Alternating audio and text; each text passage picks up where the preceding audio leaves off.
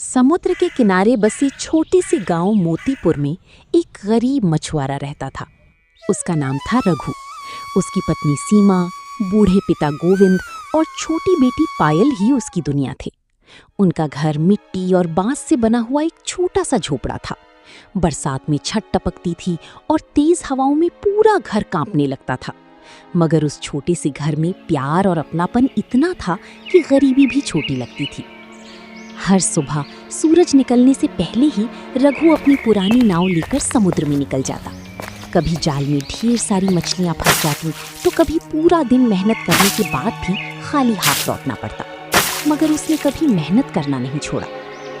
एक सुबह बूढ़ी गोविंद ने धीरे से कहा, बेटा रघु, मैं रोज तुझे इन तेज लहरों से लड़ते देखता हूँ। कभी तूफान, कभी बारिश, कभी भूखा पेट। ये सब देखकर दिल घबरा जाता है। तू अपने परिवार के लिए इतना कुछ करता है, मगर अपने शरीर का भी थोड़ा ख्याल रखा कर। अगर तुझे कुछ हो गया तो हम सब किसके सहारे जिएंगे? बाबा, गरीब आदमी की जिंदगी में आराम कहाँ होता है। अगर मैं रुक गया तो घर का चूल्हा बुझ जाएगा। मुझे बस इतना चाहिए कि आप सबको कभी भूखा ना सोना पड़े। जब तक हाथों में ताकत है मैं मेहनत करता रहूंगा। बाबा, कल आप बहुत देर से आए थे। मैं दरवाजे पर बैठी आपका इंतजार करती रही। जब भी समुद्र की तरफ देखती थी तो डर लगता था कि कहीं कोई बड़ी लहर आपकी नाव को दूर न ले जाए। आप जल्दी घर आया करो ना। आपके बिना मुझे बिल्कुल अच्छा नहीं लगता। मेरी प्यारी पायल, मैं भी जल्दी घर आना चाहता हूँ, मगर ये समुद्र कभी कभी इंसान को रोक लेता है। लेकिन तू चिंता मत किया कर। तेरे बाबा अभी बहुत मजबूत हैं। मैं तुझे पढ़ाऊंगा, बड़ा बनाऊंगा, ताकि तुझे मेरी तरह संघर्ष ना करना पड़े। सीमा ये सब सुन रही थी। उसकी आंखें भर आईं। भगवान करे आपकी मेहनत एक दिन जरूर रंग लाए। मैंने आपको पूरी जिंदगी संघर्ष करते देखा है। अब बस यही चाहती हूँ कि हमारे घर में भी कभी खुशियों के दिन आए। उसी समय बाहर से जोर जोर से आवाजें आने लगी। अरे रघु, बाहर निकल, कब तक हमारा पैसा दबाकर बैठेगा? रघु समझ गया कि कर्जदार फिर घर पर आ गए हैं। दो आदमी दरवाजे पर खड़े थे। उनमें से एक गुस्से में बोला, अरे रघु, बाहर निकल, कब तक हमारा पैसा दबाकर बैठेगा? रघु समझ गया कि कर्जदार फिर घर पर आ गए हैं।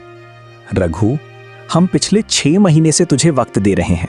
हर बार तू यही कहता है कि अगले महीने पैसे लौटा दूंगा, मगर आज तक एक पैसा वापस नहीं किया। अब हमारी भी मजबूरी है। अगर इस बार पैसा नहीं मिला ना, तो ये झोपड़ी भी बेचनी पड़ेगी। फिर अपने परिवार को लेकर सड़क पर घूमता रहना। हम दया दिखाते रहे और तू हमें बेवकूफ बनाता रहा। अब ध्यान से सुन ले, अगले हफ्ते तक पूरा पैसा चाहिए। अगर नहीं दिया तो हम तेरी नाव उठा ले जाएंगे। फिर देखेंगे तू समुद्र में कैसे जाएगा और घर का खर्च कैसे चलाएगा। रघु हाथ जोड़कर बोला, भाइयों, मैं भागने वालों में से नहीं हूँ। मेरी हालत खराब जरूर है, मगर मेरा इरादा खराब नहीं है। मैं मेहनत करके आपका एक एक पैसा लौटाऊंगा। बस थोड़ा और वक्त दे दो। मैं अपने परिवार को लेकर पहले ही बहुत परेशान हूँ। लेकिन वे लोग धमकी देकर वहां से चले गए। उस रात रघु बिल्कुल नहीं सो पाया। वो देर तक समुद्र किनारे बैठा रहा। उसकी आंखों में आंसू थे। अगली सुबह वो बिना कुछ खाए ही समुद्र की ओर निकल गया। उस दिन भी किस्मत ने उसका साथ नहीं दिया। घंटों तक जाल डालने के बाद भी उसे बहुत कम मछलियां मिली। सूरज ढलने लगा और रघु थक हार कर वापस लौटने लगा। रास्ते में गांव से दूर एक बहुत बड़ा बरगद का पेड़ था। रघु वहीं जाकर बैठ गया। उसका मन पूरी तरह टूट चुका था। वो आसमान की ओर देखकर बोला, मैं अब थक चुका हूँ। हर दिन मेहनत करता हूँ, मगर जिंदगी है कि सुधरने का नाम ही नहीं लेती। मेरी बेटी के सपने मेरी आंखों के सामने टूट रहे हैं और मैं कुछ नहीं कर पा रहा। काश कोई चमत्कार हो जाए जिससे मेरे परिवार की जिंदगी बदल जाए और मैं अपने अपनों के चेहरे पर खुशी देख सकूं। तभी अचानक ऊपर से कुछ गिरा और सीधे उसके सिर पर आकर लगा। रघु घबराकर खड़ा हो गया। उसने नीचे देखा तो एक अजीब सा फल जमीन पर पड़ा था। वह साधारण फल जैसा बिल्कुल नहीं दिख रहा था। उसका रंग सुनहरा था और उसमें से हल्की चमक निकल रही थी। रघु हैरानी से बोला, ये कैसा फल है? मैंने आज तक ऐसा फल ना कभी देखा और ना इसके बारे में सुना। आखिर ये यहाँ आया कहाँ से? और इसमें से ये अजीब सी रोशनी क्यों निकल रही है? जैसे ही उसने फल को हाथ में उठाया, अचानक तेज हवा चलने लगी। पेड़ की पत्तियां जोर जोर से हिलने लगी। तभी एक रहस्यमयी आवाज गूंजी, रघु, ये कोई साधारण फल नहीं है, ये जादुई इच्छा फल है। तुम्हारी मेहनत, तुम्हारी ईमानदारी और तुम्हारे दुख देखकर तुम्हें ये वरदान दिया गया है।